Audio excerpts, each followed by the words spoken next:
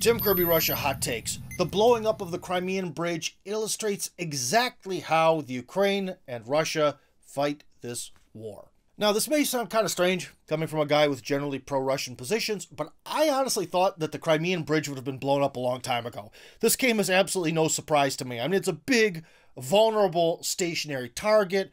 It's also a target that has sort of a spiritual, ideological side to it as well, a sort of a symbol of reuniting the Crimea with Russia proper after the whole Maidan and referendum, so on and so forth. So I thought that this would probably have happened within like the first 2 months of the conflict. So for me, I haven't quite lost faith in the Russian military and security services because it is very hard to defend something so big and so vulnerable for so long.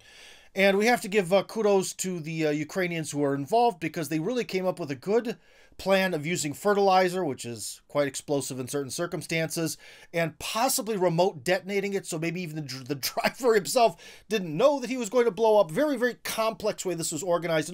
Probably the details of how they actually got this done will be revealed later. So they put a ton of effort, really planned this out, blew up the bridge, and it was fixed within 24 hours. Yeah, it was fixed within a day. There's already cars and trains going over it as I speak. And that is very telling about the difference between Moscow's attitude towards this war and the whole sort of Kiev, Washington, London alliance, how they see things. Kiev is very interested in PR victories, optics. They don't care how many guys they have to lose, but they were able to take back a portion of the Kharkov region, which means that it's some sort of ideological victory and there should be protests against Putin in the streets of Moscow because feelings and all that. This is the same thing. Feelings. Okay, they got to feel like they did something. They took this major blow against Russia that would be somehow crippling or something that was fixed within a day. But the feels. The West does a great job of winning and fighting by the feels. I'll tell them that much. Great job with the PR. But when it comes to reality, as I record this video, Kiev and various other Ukrainian cities' infrastructure are getting hit by wave after wave after wave of Russian rockets. What this actually did is this, because the mainstream media grabbed this. Remember, the mainstream media was talking about this Crimean Bridge. They said the Ukrainians did it. They basically applauded them. They said, this is amazing. So we have confirmation. Because in the past, you know, it was usually the Russian side saying the Ukrainian soldiers are using schools and kindergartens like human shields. And the Western media would say, no, they're not. It's the Russians who are doing this. It's you who are doing these massacres and killing civilians. No, the Russians actually did it. Sort of basically everyone blaming each other. Well, this time the mainstream media said, no, the Ukrainians did it. This is awesome. You know, a lot of European politicians jumped on the bandwagon as well. And they said they did it, and this is great. So now the Russian answer is, okay, you guys confirmed that you destroy civilian infrastructure and that you're willing to use terrorism. And our hands are now untied.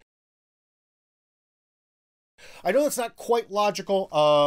President Putin is a much more legalistic, bureaucratic, sort of Aristotelian sort of thinker than I am, but that's the way it is. And now Moscow basically says, okay, you two can play that game.